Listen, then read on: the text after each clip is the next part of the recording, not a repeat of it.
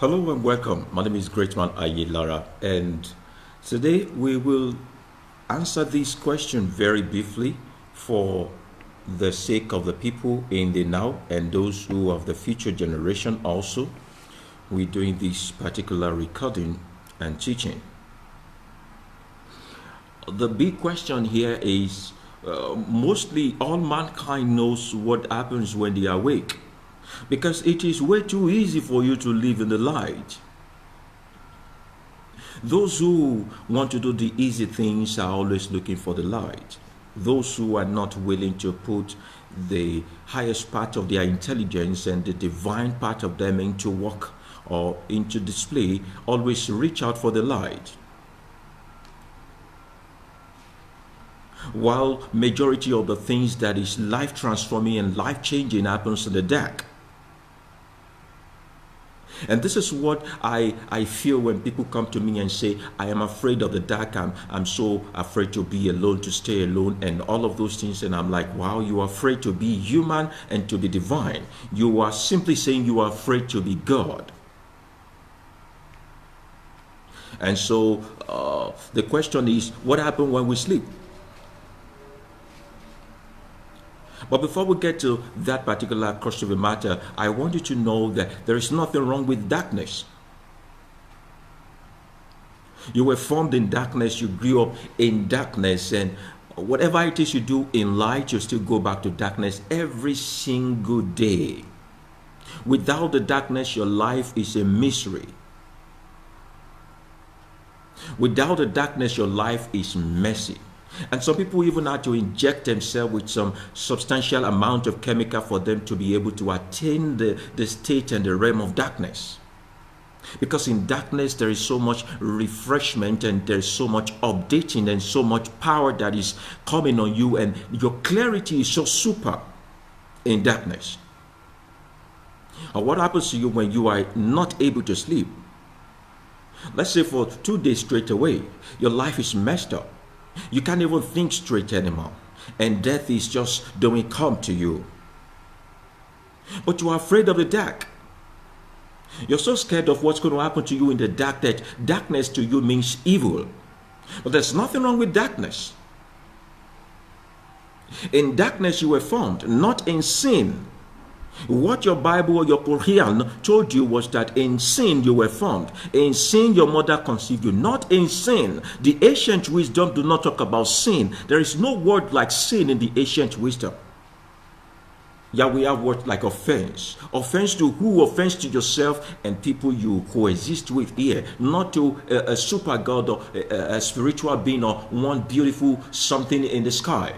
Offense is what we have in the ancient world. We don't have a word like a sin. Sin is too nonsensical a word for you to use on yourself, because it's like putting the whole of your life, how you think, what you gain at the end of the day, and your expectation is being totally determined by someone else. When you talk about sin, that you are the mercy of other people when you use the word sin. Now we talk about offense because part of human nature is offense. We will mess up sometimes. We will get it right sometimes. That's what we mean by offense. So the ancient Kemetic scripture talked about in darkness you were formed, in darkness your mother carries you. You were comfortable in darkness for good 6 months, for good 9 months. And after you were born, you can't wait to go back to darkness, because every single day that you see the light, the end expectation and the destination of every day you have is the darkness. You can't wait for the dark to come. Either you are an animal, you are existing as an animal, you are existing as a water, you are existing as a plant, or you exist as a human. You cannot wait to get that beautiful spiritual and divine refreshment that is only hidden in darkness, in the place of darkness. But you were being programmed and you were taught and you were raised to be scared of what happens in the dark.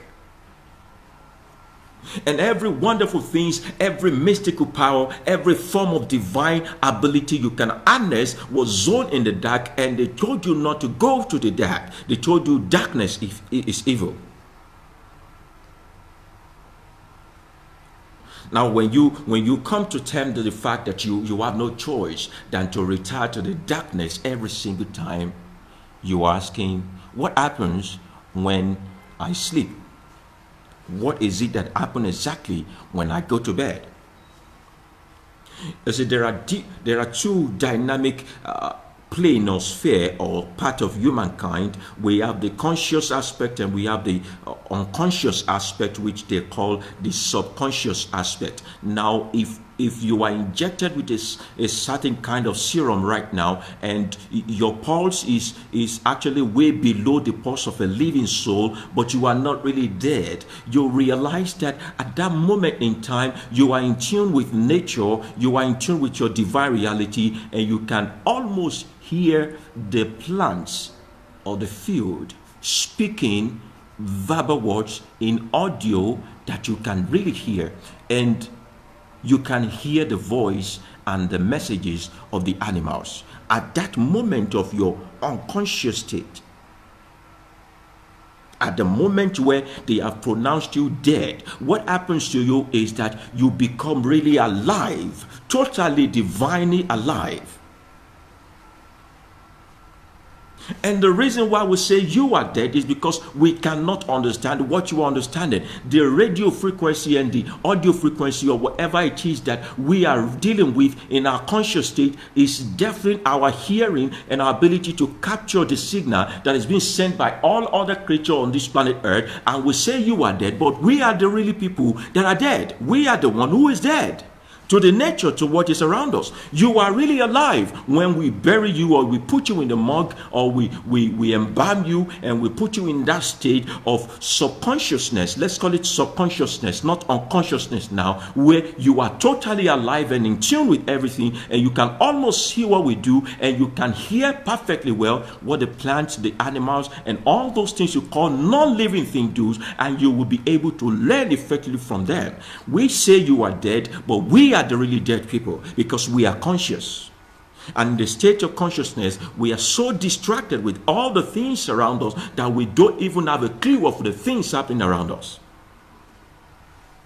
Have you ever taken the time to go into the woods or the jungle and study the life of an animal, and you come back home with tears in your face and say, see what I am missing out of life? You think life is about Facebooking, Googling, and YouTubing, and gossiping on bloggers, or carrying the best news, or being updated about the current affairs of your nation, or knowing the price of dollars and all that. You think that is life? That's not life.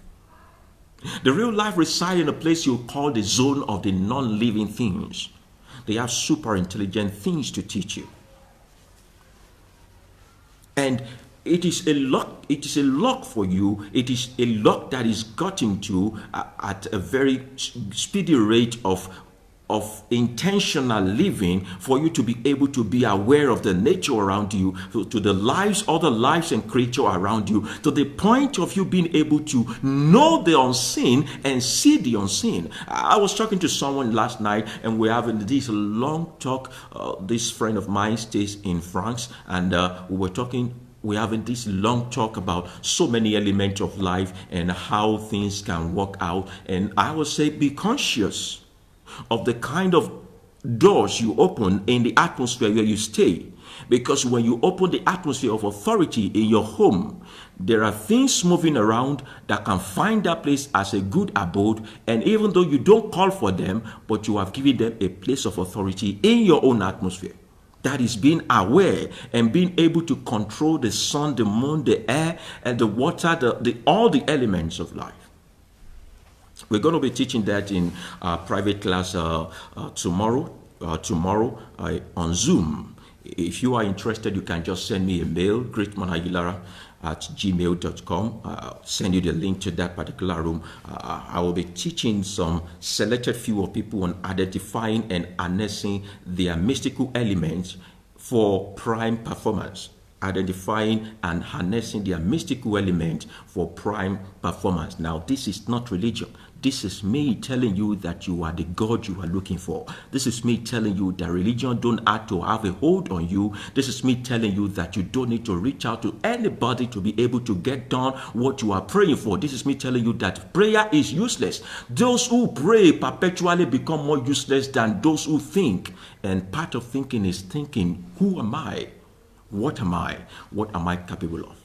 So at that state of your unconsciousness or subconsciousness, because when we have consciousness, the next thing is unconsciousness. So in the adulterated form of it, we call it subconsciousness, just to make it look as if we have a hold on it, or we have a control over it, where we actually are hypocritical. We just have the known, or the knowing that there is a subconscious state of man. So let's just go with unconsciousness. In that state of unconsciousness, this is the reason why people tell you that when they were put on a tray for surgery and they were given those is it anesthesia or analgesic or whatever they give to them, they traveled in space. They see things. When you are gravely healed to the point where you are almost near to your grave, you realize that at that point in time, your thinking changes. The way your brain processes data changes. Your who you are, live who you think you are. Have you ever had experience where you step out of this body you have always called you, and you realize that the body is just lying down there on the bed, and you have always referred to this body as you, but the real you is looking at the one you called you. And that state of unconsciousness, you are alive, but they are pronouncing you dead. You can see everything, you see everyone. Time is not evident. Time is not even relevant at that state where you are, because if you think of yourself in United Kingdom while you are in your mother's village in Nigeria, you are already there. There is no time in that state of unconsciousness. No time in that state of unconsciousness.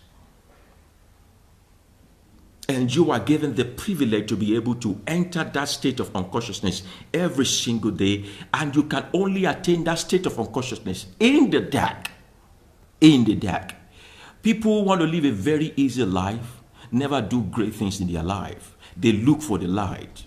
They look for the sun. They look for the light. Nobody gropes around the darkness in the light. Nobody misses their steps in the light. Life is way too easy. Light renders you useless. I put it that way. Light simply renders you useless and perpetually redundant, because almost everything you should have used your intelligence for, you already have it at your beck and call. But let's switch off the light. Your sense organ comes alive. Then you realize that it is more than 6 or 5 or whatever they call it to you. Your whole body, the cells in your body, the strands of hair in your body is also a certain kind of sense organ. You are perfectly alive in human body, and you are also perfectly alive in your divine nature. And in the dark, you can just give yourself a little example right now. Close your eyes and think of yourself in another country. You are there. But open your eyes and think of yourself in another country. There is a little bit of distortion, distraction, because of the images around you. The light will always and perpetually block your horizon from reaching that end of the universe you hope to get to at a point in time. So darkness brings you the gift of divine nature, where you put all your sense organs at work, and you are in one spot, but you are everywhere at the same time. So they told you that witchcraft takes place in the night, and you are very, very scared of witches. I got witches who are my friends. I got those who claim to be witches, whose religion is witchcraft, who are my friends. We will sit down, we will talk. What do you guys do? What is it? So I'm not scared of them, because this is science. They know these things. What do you know that I don't know? Now I told you about the science of diabolism. I told you diabolism is a pagan word, is an abusive word for power. Diabolism is an abusive word for power. You can go to my YouTube channel to check this. The science of diabolism is an abusive word for power. When you and I sit in a room and there's power available in that room, but I only have the access to that power, you will call it diabolic. But when two of us have power, have access to that power, and we are able to make use of that power, suddenly the power is not diabolic and not abusive anymore. So if the witches know what you know, what you don't know, why don't you just be humble enough to ask them, how will they do that witchcraft? How will they do it? They told you the powers of your father's house are against you. Have you ever gone to your father's house and asked, how do you come about this power? Let it be the fight between powers. And those things you don't know can kill you. So they perpetually tell you not to go back to Egypt, but they are in Egypt excavating and digging the ground today because they know the moment you get to Egypt, you are enlightened forever. So they say witches operate in the dark, and so you perpetually are scared of the dark. When in darkness you are able to amount to what you are really made of. Your divine nature come alive. You are scared of the dark, but you go to bed at night. How foolish can one be? You are scared of the dark, but you close your eyes to go to bed at night.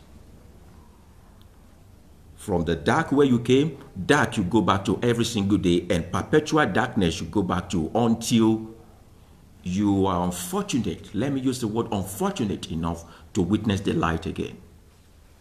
So the concept of death does not come or arise in the mindset of those people who are comfortable with the dark. And the dark is filled up with the fear of the unknown. You don't know what will happen to you, the uncertainty of what's going to happen to you when you return back to this perpetual thick darkness, where you become fully divine, where you have access to know everything that is happening, and you are not limited. You are no more a fragment of the universe. You have become part, an integral part of the universe, because you are scared of what will happen, because you don't know. Religion doesn't make you know that you follow Yeshua, you follow Muhammad, you serve Allah subhanahu wa ta'ala, you serve God, you are looking forward to heaven with streets made of gold, you are looking forward to hell that is made of fire. You fill your brain with so many imaginary and fictional story, and you are useless here, and you are not even going to be useful there because you are scared of the dark. Now, the religion that gave you the concept of afterlife knows that when they scare you about the dark, they can put the content of the dark in it. Someone is asking, do you mean witches does exist? Yeah, they exist. It's a religion on its own. It's like asking me if Christians exist. They exist. But witches are not those nonsense you see on the movies, sir. Peter Rocky asking me this question now. Witches are not those nonsense you see on the movies. Witches are way differ from what Mount Zion, Mike Bamiloye, the rest of them painted for you. Witches are not those folks that are flying on a broom. Witches are not those scary stuff you see. Those are fictions. Those are fictions. Those are their imagination. It's like you telling me that devil is black, God is white. From whose imagination? Who created the fiction? It's an imagination of man. But when it comes to witchcraft, yes, it does exist. And witches don't have to be black people. There are white witches, there are Hindu witches. This is a religion. You get my point? It is a religion on its own. Okay, now what do you practice in your religion? What is the concept of your religion? You have been bastardized long enough, but you guys possess some level of science. I want to know what you practice. You see, the step of boldness make them shower you with a encomium of love. See, what you don't know, don't run away from it. So I hear a lot of time people come to my inbox and send me mails and tell me, I want you to mentor me, I want you to do this. And I look at their words. I go to their social media to check how their life has been all the while, and I realize that these are people who are fit lickers. Who believe in what other people tell them. I'm not going to make you become a follower of me where I tell you what to do or how to live your life. No, find out the truth for yourself. So if I ask you to follow me to the meeting or the festival of the witches, how would your reaction be? You will call me pagan, you will call me diabolic. If they are doing a Oshun festival and I say, can we go and view what these people are doing? We need to ask them why they do what they do. We want to ask the rationale behind what they do. You will time it and say, no, don't go there. Don't be unequally yoked with your unbeliever. How do you know how to beat the unbeliever when you are not even asking them, why? What do you do? Why do you do what you do? and say you call yourself a good person. Good people can't even make it in afterlife, if there is afterlife. Good people are not holy people. We'll talk about some other day. Good people are not holy people. Because the moment you put yourself in the category of being good, you condemn the rest of us. But while being good, you want to attain holiness, but you have condemned the rest of us. How holy can you be when other people are lesser than you in your own imagination? So talking about if witches exist and all that, yes, it exists. It's like asking if water exists. But you don't know much about them. And your pastor don't want you to know. But your pastors and your imam go to them. Because those are ancient people. You want to be diabolic, you want to be mystical, you want to get all those things. They have it at hand. There is no power in the name of any Jesus. There is no power in any Bible. Your pastor needed to consult them to do whatever they are doing for you. You say this is not Holy Spirit. This is Kundalini Spirit and all that. Where did they get the Kundalini Spirit? So those pastors, those imam of yours are wiser than you. They go to people who understand the ancient wisdom, how the world was formed, and how human beings are gods. Then with that knowledge, they control the rest of you. And in exchange, you give them your money. So moving on, you have been programmed to be scared of the darkness, but you can't wait to go back to darkness. Every time you grow old and you wear away, and I say do a practical experience. I had the best bed layer in the world. I don't know the professional name they give to them, those who lay beds for people in hotel. Give them the newest sheet and all that. Let them lay your bed for you. Have your bath, go to your bed and sleep. Wake up in the morning, try as much as possible to gather the particles on that bed. You will see sand there. How did the sand get here? You are wearing away. That is you wearing away. And wearing away is you trying to exit the time of the sun into the time of the darkness. You are gradually going back to the darkness from where you came from. So I say people were formed from nothing and they go back to nothing else. Forget about the story of I'm going to afterlife, I will be received by some angels and all of those things. Come, make your life easy. Make your life so easy. Live this life to the fullest and anticipate your darkness. But then when you wake up in the morning, you can't wait to also go back to sleep. Even during the day, some people assess the pleasure of the darkness. They slumber, they sleep and all that. And at that moment you sleep, what happens when you sleep? What happens to your life? What happens to your mentality, every nook and cranny of you when you sleep? You practically become what you are. At the moment of sleep, most times people get into a realm of seeing visions.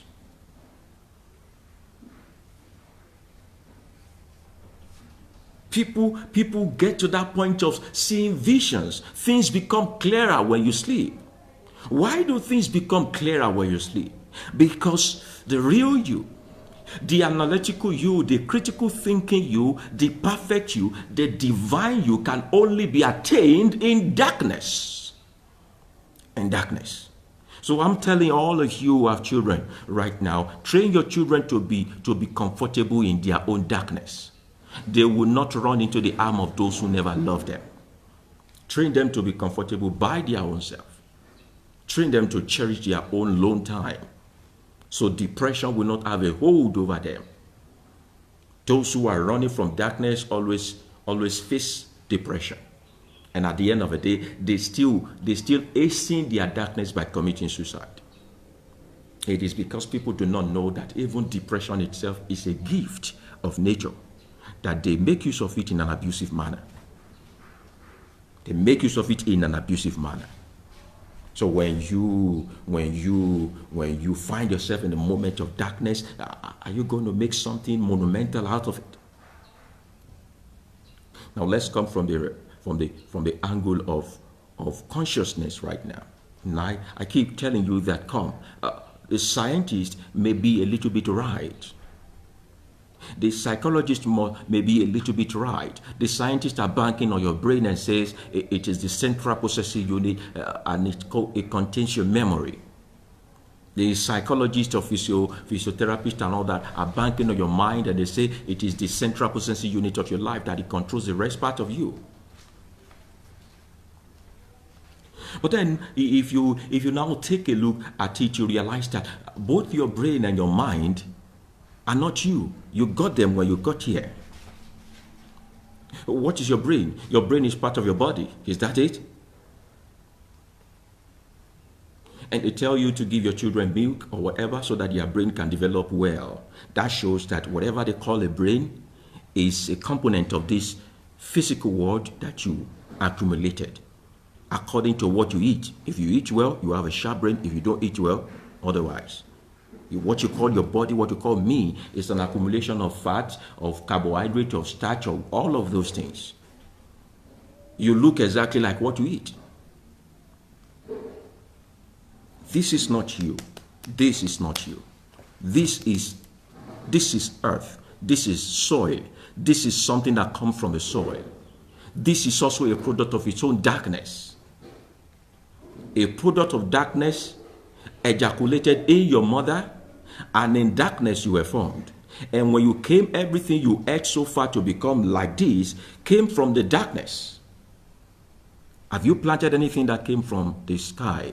Everything came from darkness, which is underneath the ground. So if you are not eating well, you will not look good. And let's talk about your mind also, or your brain. Your brain is part of your body, right? Ordinary water, just water that was solidified. So you say, I'm only brain gone. I have a good brain. I'm intelligent. Come off it. Don't be too much of yourself. Don't be too proud of yourself. You are nothing. You are just water. You are just a composition of what you met here on earth, and you gather together and you process well. Talk about your mind. Your mind is the composition of all the impression you have gathered so far. So we can't even say your mind is you. We can't even say your mind is you. But what I'm saying is that a totalitarian, or a totality of who you are as a being, you must not segmentize some part of your body as more intelligent than the other part of your body. Because in the moment of darkness, every single part and organs of your body begin to emit their divine aura and ability. So what happened to people whose eyes are blind? Do you know they compensate for it when they hear, the way they hear things? What happens to those who cannot hear and cannot see? Somehow they compensate for it. Then you realize that every part of our body can see, can talk, can feel, can emit, every single part individually. That's why even if it is this your smallest finger that is hurting you, every part of your body is messed up. So individually, this finger have a memory on its own. I'm breaking it down now. Individually, this finger have a memory of its own. And from this finger, everything that is needed to determine your DNA, your paternity and all that can be gotten from just this finger. What about the strand of hair in your head? Just one strand of hair in your hair is your head has a memory of its own, contain all that it is, ability to speak, to talk, to disseminate information, to store memory. Every single part of you. Every single part of you. Your skin, everything. That's why it baffles me why we tamper with our natural skin and our natural life. Why people inject external substances that belong to someone else into their body, all in the name of vogue and fashion and all of those. And scientifically, it has been proven that sometimes your body can reject some organs because it doesn't belong to you. So before we move on, let me quickly answer Peter again. Instead, if witches exist, how did they get their power? Don't you think something engineering their power? Okay, how did they get their power? Now, their power comes from the realization and the reconciliation they have that they are one with the universe. So I'm going to put a question to you now. Those who call the name of Jesus, they say they got miracles, right? Those who call Allah, they say they got miracles, right? Those who worship idols also, they also say they got miracles, right?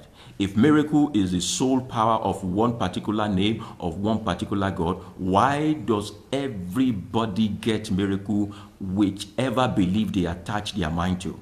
that shows that people are the one doing the miracles. They were just lingering on a placebo, a substance, to spur them into activating their divine reality.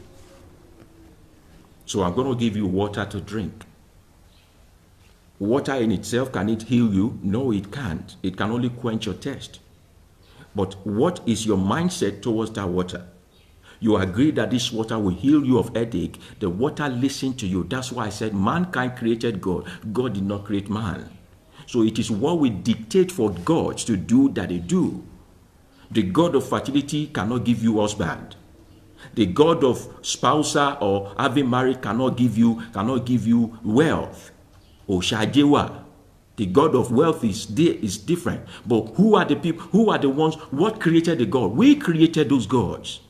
And we gave it a statutory responsibility of what to do for us.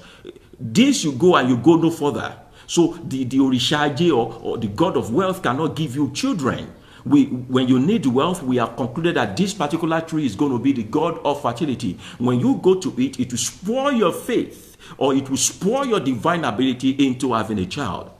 So you have gone to doctors and all that, you couldn't conceive, but because you have a placebo that is able to spoil your divine ability into saying, I have a child. When you get there, you have your child. So also when you call the name of Jesus, you think everything is going to be all right. Because you have been told everything will be all right. And in your mindset first, you believe everything will be all right. Don't your pastor tell you that if you don't have faith, you cannot get. That's what they are trying to tell you indirectly, that you are the God that tells this thing what to do. If what you are asking for it is not what you really want, you're not going to get it. So Jesus is not what is making your life better. You are the miracle worker. You are the God that is giving power to that name of Jesus. There's other people are calling other names and they are getting their power. So it is because witches know that if they add this to this, it's going to happen. They are so prime and so in tune and so in line with their mindset and with their divine ability that nothing is impossible for them. You go to church and you think something is impossible. You go to mosque, you think some things are impossible. These people you say are going to hell, they know not God, and they are witches, they are wizards, they are bad people. They believe nothing is impossible for them. So they look at you and they say your blood should dry, and your blood dried up because they believe that nothing can come between them and their wishes. Nothing can come between them and what they want in life. You practice it, you'll be a witch too. In no time, some people will come at your feet and begin to say, what power did you carry? You carry no power. You are just human, exhibiting your divine ability. So when you need the concept of faith that works, the concept of miracles that is real, go and meet the witches. They will teach you how. Jesus can't teach you how, except you practice witchcraft also. The Bible cannot teach you that. Going to church will never teach you that. It will never. And this is not because you are an African or something. White people practice this thing too. They also practice this thing too. So we go back to our discussion that every part of if you treat every part of your body the way you treat your eyes and your brain, if you treat them all equally, they are capable of harnessing the right kind of data and storing the kind of memory you will experience. And from that memory and data, you can process information that will lead to your destination. So in your state of consciousness, you look at things, you see things, you allow your mind to wander to this and all that. And all this data you have gathered so far, the moment you go to sleep, it becomes clearer. It becomes so clear to you. And in your state of unconsciousness, now everything begins to align according to its natural path. Everything begins to become clear according to its natural path. That's why it looks as if when you sleep, you are watching movies.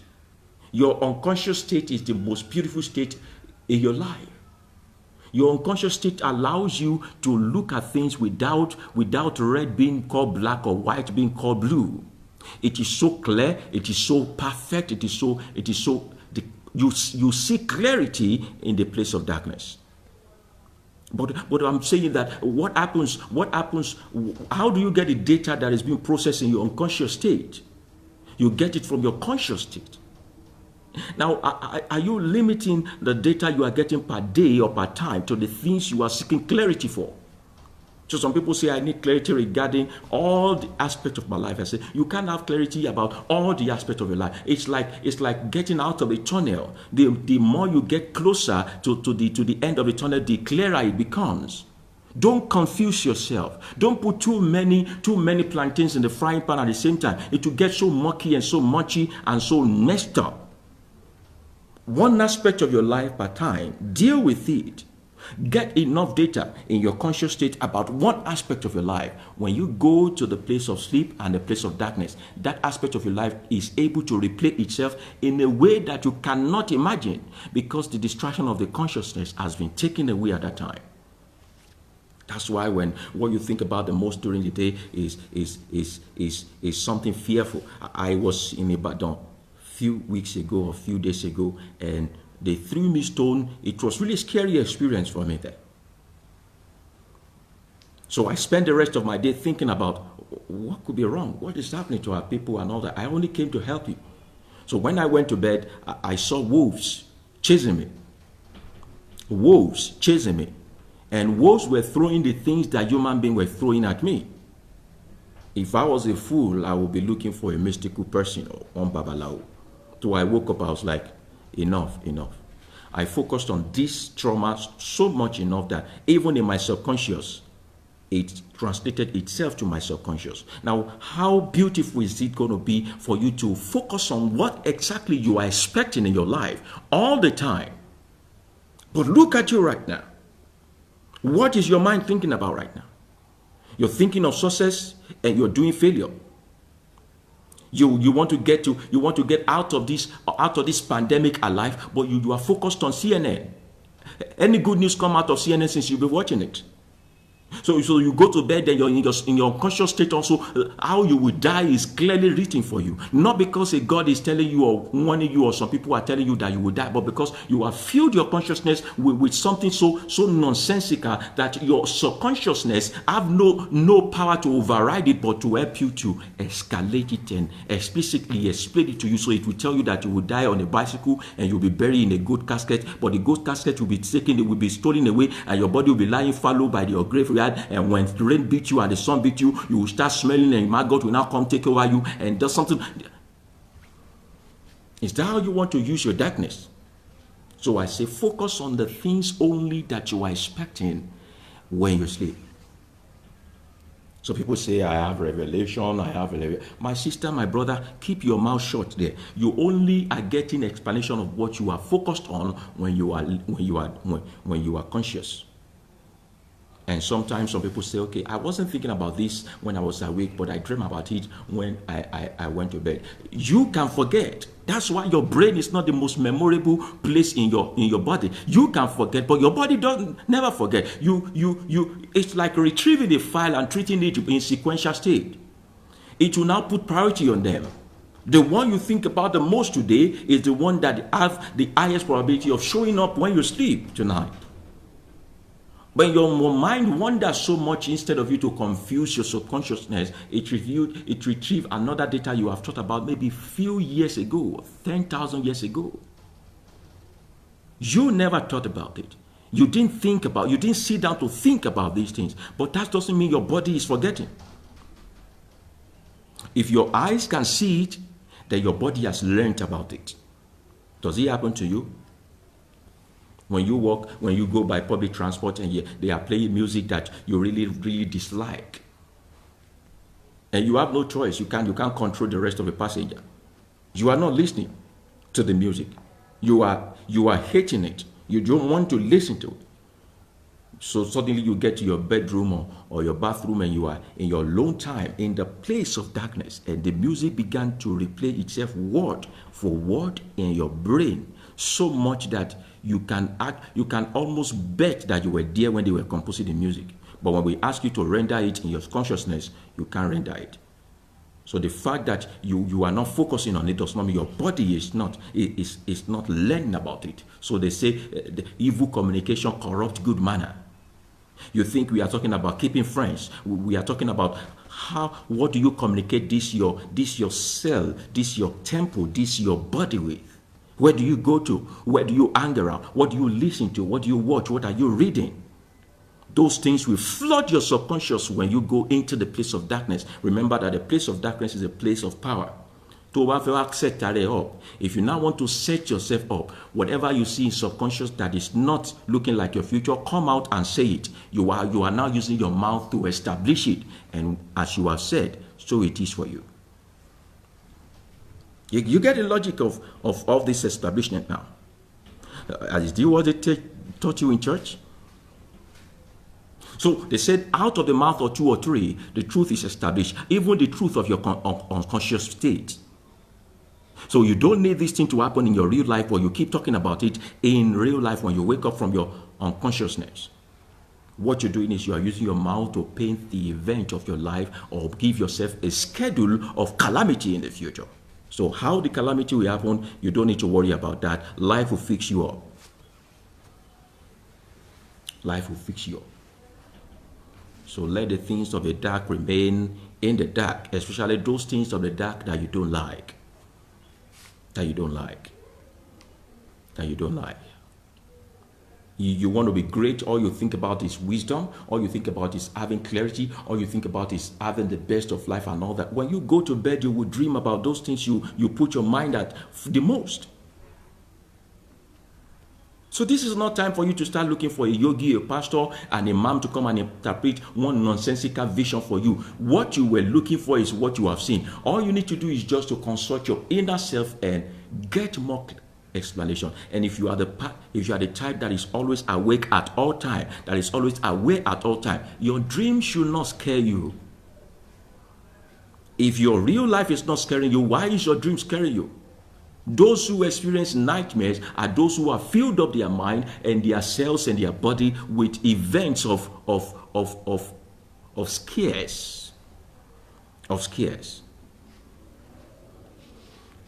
So I say your body learns even without your consent. Once you see it, your body captures the data. Either you need it or not. Either you ponder on it or not. I do something for myself. I try to reduce the pollution of my unconsciousness. So when I'm in a private bus, or in the public bus rather, I always put my earphone on. And if I don't need my eyes, I don't open it. Can I say that again? If I don't need my eyes, I don't open it. I can make use of my ear and myself, which is not me, to monitor where I am. I don't want to complicate issue by opening my eyes. Must I see everything? Do I need every picture that is coming, flooding itself into my brain, into my membranes, into my cells, into my tissue, do I need everything? I don't read everything on Facebook. I don't read everything. I don't listen to everything. I know what I want. Now I've gotten to a state in my life, and you must also get to a state in your life where you are. Maturity is not when you can cater for a woman and put a roof over. Maturity is when you can love yourself enough to limit the numbers of data that comes into you, or eradicate pollution. You live in this world, you are not of this world. So the component of things that happen here, do you take them all in? Are you taking every nook? That's who you are. You are in the church service of this one, asalatu of this one, this one. You are confused. So I go in the public, I don't open my eyes all the time. As a matter of fact, if I'm walking on the straight road without barriers and all that, I try to close my eyes. I don't need all the people that I don't want to see all of you. I know people I want to see. So in my dream, I don't start in my subconscious, in the moment of my sleep, I don't start seeing strangers and I start thinking of what could this stranger mean? Because really, my unconscious state will bring about every single person I have set my eyes on to play one role or the other, either important or not important when I'm there. Because subconscious is the most scripted aspect of our life. The most scripted aspect of your life. And it will leave no place void. It could look at like a scene of one scene of a particular movie, but it can be so detailed that that scene will be the only thing that you are dealing with for 8 hours of your darkness, of the moment of darkness in the day. So whoever needs to do a passerby will do a passerby. It is out of the people you have seen in your life. You don't need to know them. Whoever need to carry armor will carry armor. Those who need to be like animal will be like animal. Those who need to fly will fly. You have seen all these people one way or the other. You don't need to agree that you have seen them. Your body learns.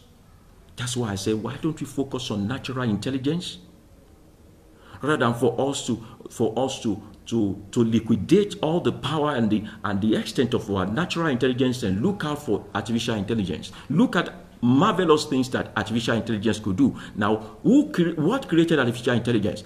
Natural intelligence. Have we exhausted that?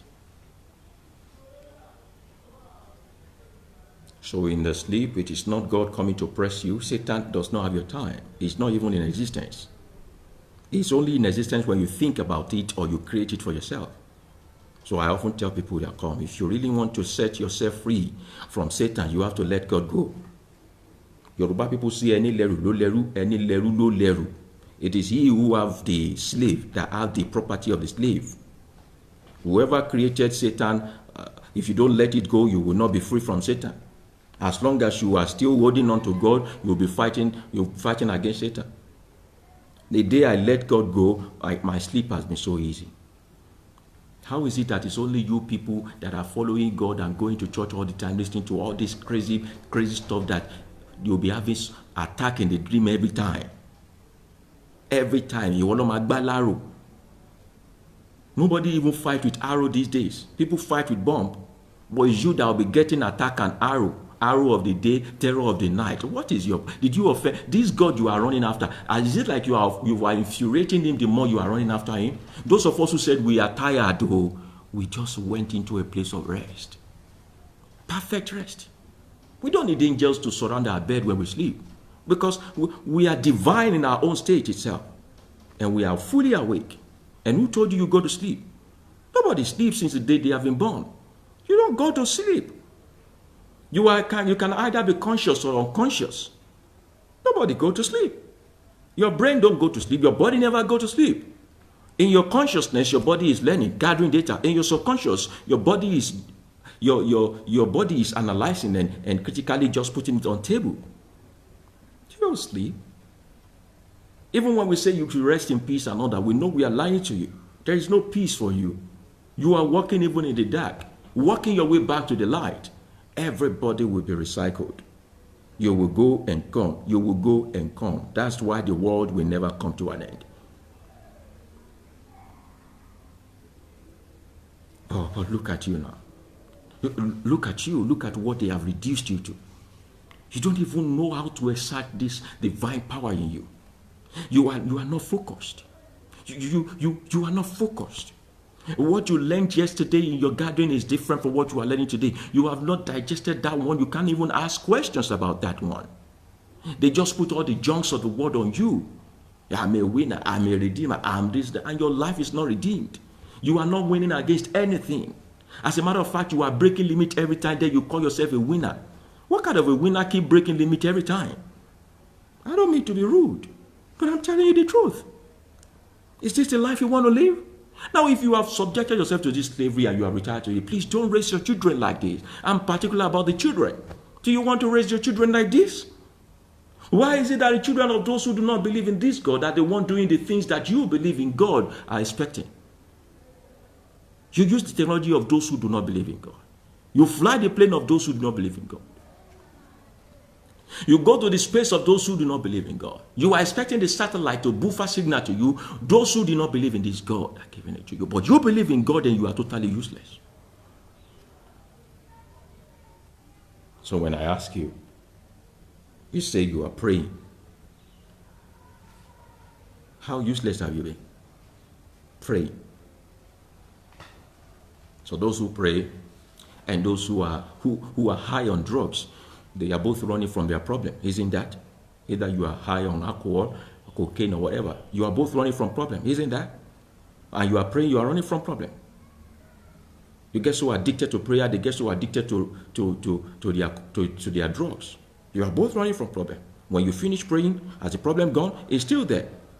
What will it take to solve the problem? You have to still go back and think. If you cannot think that intelligently, you consult other human beings like yourself. And in execution, you still need human being and yourself to get it done. And those who drink after the whole thing wears away from them, the problem persists. If they don't do anything about the problem stays there. So I say, why do you waste your time getting yourself hooked on drugs? Is that the drugs of chemical or the drug of prayer? Why do you pray when you are still the one who will solve this problem? You are a sheer time waster when your life is all about praying. You waste time. So while you are kneeling down praying, knowing that you will still come back and solve the problem, those who never bother to pray are critically thinking and making consultation and researches. It was easy for you to be fooled that 5G causes COVID-19 because you spend your life praying and not reading. It is easy for you to believe that Jesus walked on water because you spent your life praying and believing instead of critically asking questions and thinking.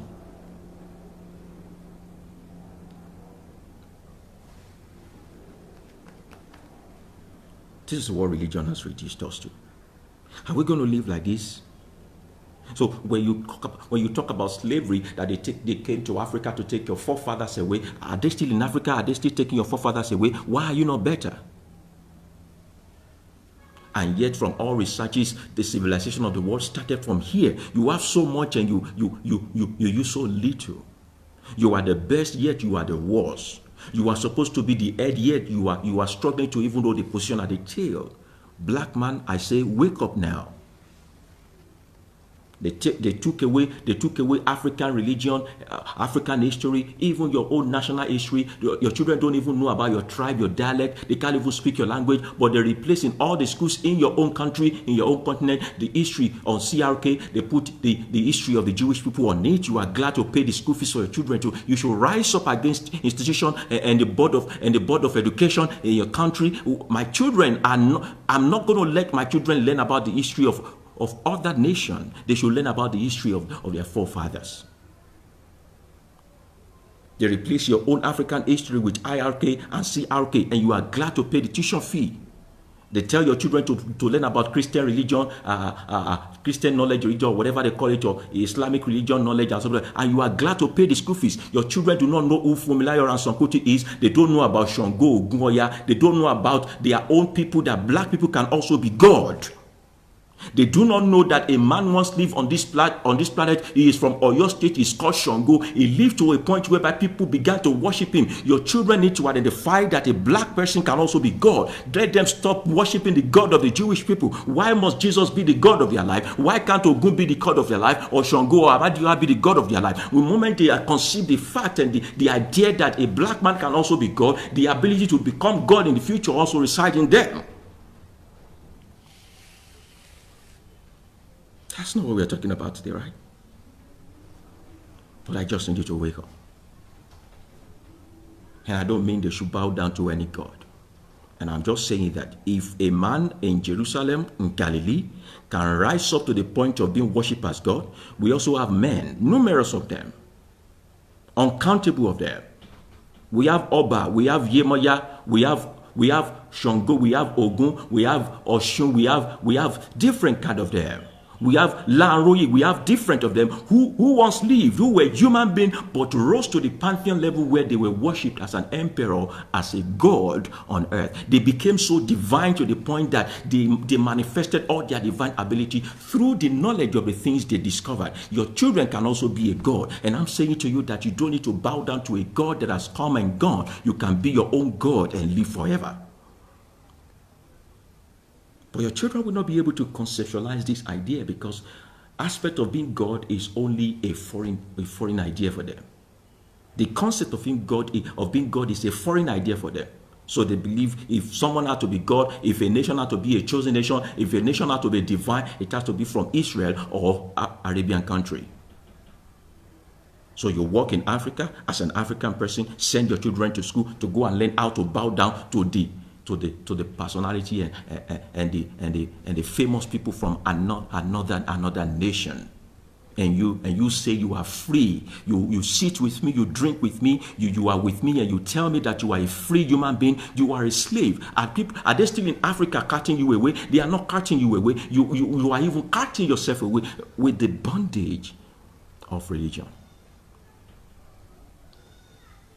So they tell you when you see tortoise, When you see tortoise in the dream, that means your life will be slow. You'll be experiencing a slow progress and all that. They never told you that tortoise actually cover itself with so much hard shell that it's very hard for it to encounter death. And tortoise can live over 100 years. They didn't tell you that slow and steady win the race. They didn't interpret it for you and tell you that when you see tortoise in the dream, that shows that you will live longer if you take things easy.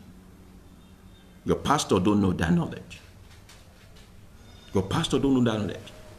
So you saw dogs barking at you in the dream, and you run to your pastor and he's telling you that's a spirit of witchcraft here and all that. Did they ever tell you that of all the animals in this world, only dogs have that other sensory organs, have that third eye in them, that if a ghost is walking or some set of evil is trying to happen, a dog can alert you on time. They never told you that you have a spiritual inclination in you and you should be divine. They only told you that witches are chasing you because you don't know yourself, because you are scared of the dark, and because they have programmed you to be scared of the dark that you go to every day. Whatever happens in the dark can only be detected by them. You're looking for how to be God. Every time you sleep, you become God, but you are scared of who you are. And so you are comfortable living ordinary, like a slave, so distracted, not serious, not focused. And you wonder why your pastor is ruling your life and getting all the money. You practice what I teach you, they will be broke in a year time. They will be broke, totally broke, because they will not have customers. It's going to be a battle of force. It's going to be a battle of force.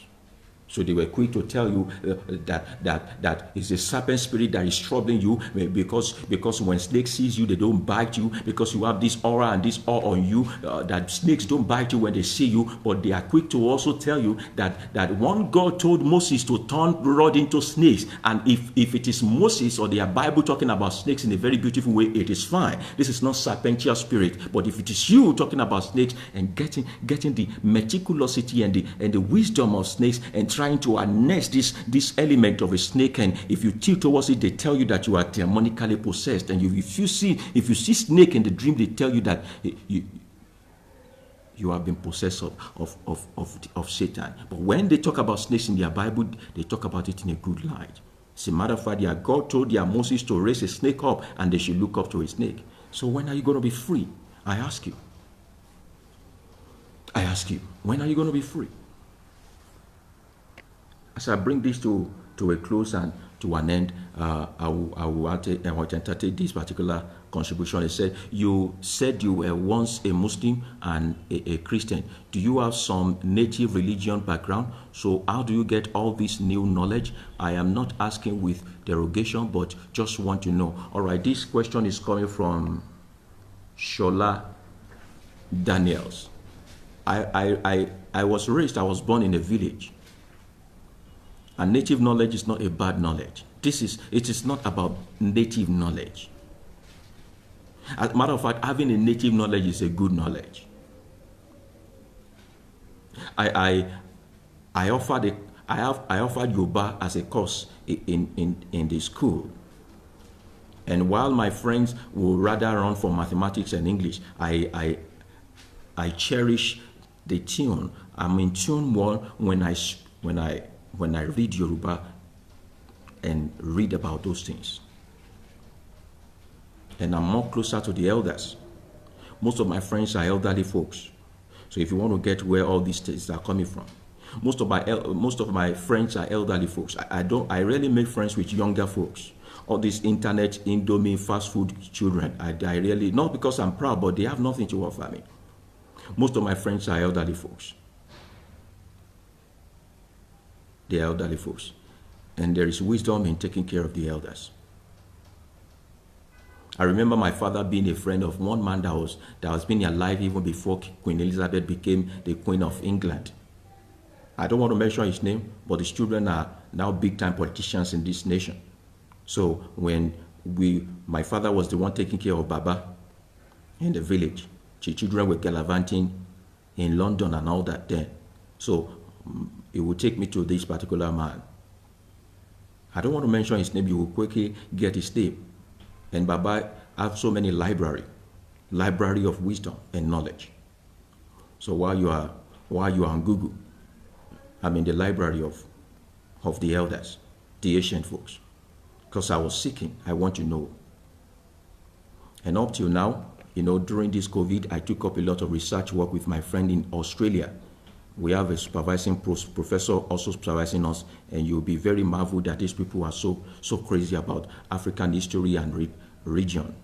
And it's so much of a shameful thing for me that I am learning about my people from the library of a white person in Australia. That's the price I pay. While you sleep in the middle of the night and snort away, I'm awake. I barely got 2 hours sleep and woke up to come and do this thing I've been reading. And the more you read, the more free you become. Go beyond the Bible and Quran, you realize that there is more to life than that. And being spiritual should not be something you are taught. Being spiritual is something you are. All those things you call native, whatever, it's not native. It is human nature. The only time you tap into sin nature is the moment you let religion go. The moment you let religion go, you will realize how powerful you are. The subject of raising the dead, healing the sick and all that will not be something that will take money out of your pocket or render you useless in a moment of awe. It's got to be something that is natural to you. Okay, and so what? So when they talk about Jesus, I say, and so what? Okay, so what else can he do that I can't do? And I guess this Jesus also said, the works I do, you can do also much more than this, you can also do. What have you done that can compare to what Jesus has done? Have you done more than it? That was a fake Jesus. That was a fictional character telling you can do it and you can do more than that. Not to mention that you are real, you are human.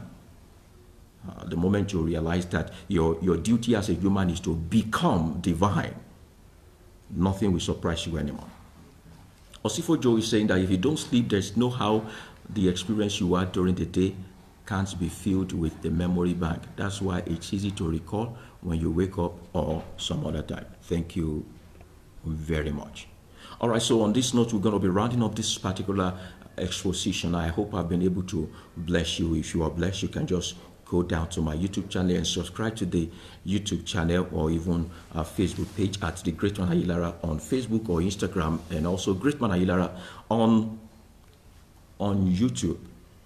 On YouTube, press the subscribe button and also notification button. There are a set of teachings I do on Facebook. There are some I do on YouTube, and there are some I do on Zoom, private lesson for people. There are different categories of wisdom you share with people. So we are holding one tomorrow, 26th of April 2020 by 3 p.m. It's on Sunday. On Zoom, we're going to be talking about identifying and harnessing your mystical element for prime performance. You are in workplace, you are a professional person, you are a religious person, non-religious person. There is a mystical aspect of you. There is a mystical aspect of you that you can harness. There is something you identify with in this world, in this nature, that you can harness for your prime performance. Then when people look at you, they know that no, you are not one of them. You are not one of them. All right, thank you. Kolawole is saying, what are you wearing, sir? What are you wearing, sir? Is that I'm wearing a cloth. I'm wearing a cloth and it's covering my bones. I'm a very slim man, so I need a cloth that make me feel big so I don't look sick to you. All right, so he said, what are you wearing and why? What kind of a question is this? What kind of a question is what am I wearing or why am I wearing? I believe some questions are just funny. Some questions are just funny. On a very average time, you will see me wearing either white or black. I keep my life simple. It's a reflection of who I am inside. I don't like multicolored stuff. I always love to put on plain stuff. My life is plain, and it's a reflection of my personality. That's it. That's all. If I don't want to wear white, I'm wearing black. If I'm not wearing black, I'm wearing blue. If I'm not wearing, it has to be plain all of the time. I'm a plain person. So I think our personality, what we are inside, reflect on our fashion sense. I'm not fashionable, but I find fulfillment in just being simple. All right, so I'm not dressed like another priest. At least I'm not your priest. I'm not anybody's priest. I'm not even your mentor. I just come to speak the truth. Thank you very much for listening, and namaste. Enjoy the rest of your day.